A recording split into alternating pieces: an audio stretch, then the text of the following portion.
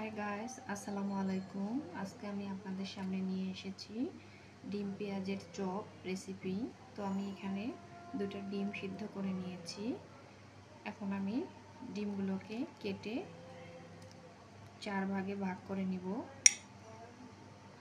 একটা ডিম আমি 4 ভাগ করে নিব। আপনারা চাইলে 2 ভাগ করে নিতে পারেন অথবা পুরো একটা ডিম দিয়েও চপ বানাতে পারেন। ডিমগুলোকে 8 পিস করে নিয়েছি। এখন আমি একটা বাটিতে 1 কাপ পরিমাণ পেঁয়াজ কেটে নিয়েছি কুচি করে। এর মধ্যে আমি দিয়ে দিব সামান্য পরিমাণ ধনে পাতা,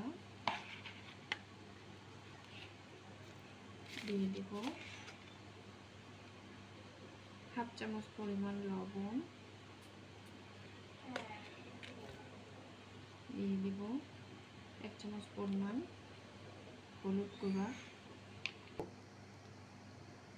দিয়ে দিচ্ছি হাফ চামচ পরিমাণ শুকনো মরিচের গুঁড়া,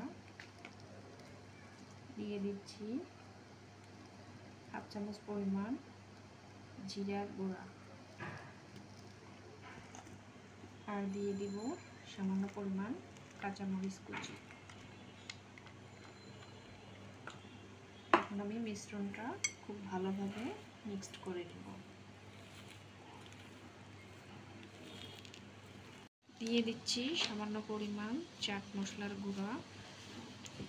আমি মিশ্রণটা ভালোভাবে মেখেছি। সবগুলো উপকরণ আমি মেখে নিয়েছি। এবং এর মধ্যে আমি দিয়ে দেব হাফ কাপ পরিমাণ বেসন, আর দিয়ে দিব 1 চামচ পরিমাণ কর্নফ্লাওয়ার। এখন আমি ভালোভাবে মিক্সড করে নেব।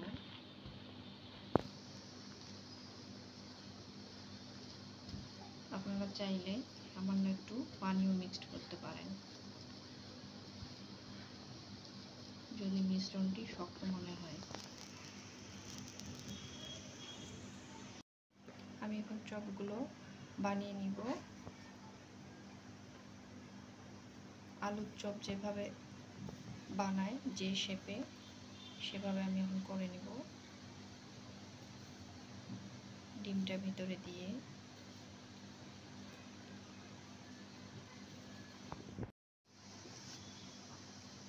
আমি এভাবে চপ আকারে বানিয়েছি। এভাবে আমি প্রতিটাই শেপ করে নিব। এর মধ্যে ডিম দিয়ে দিব।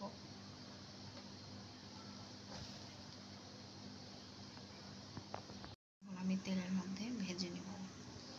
আমি চুলায় একটা প্যান বসিয়ে দিয়েছি, তেল দিয়ে দিয়েছি পরিমাণ মতো। এখন আমি একটা একটা করে ডিমের চপগুলো ভেজে নিব। লাল হয়ে আসলে আমি তুলে নিব। আমার আরো কয়েকটা বানাতে আছে, আমি পরে বানাবো। এগুলো ভেজে আমি আপনাদেরকে আগে দেখাই দিই। চপগুলো আমি এখন উল্টিয়ে দিব। এভাবে লাল হয়ে আসলে আমি পরে নামিয়ে নিব।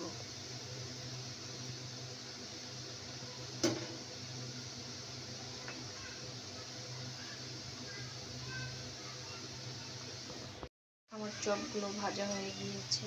এখন আমি একটা একটা করে তুলে নিচ্ছি।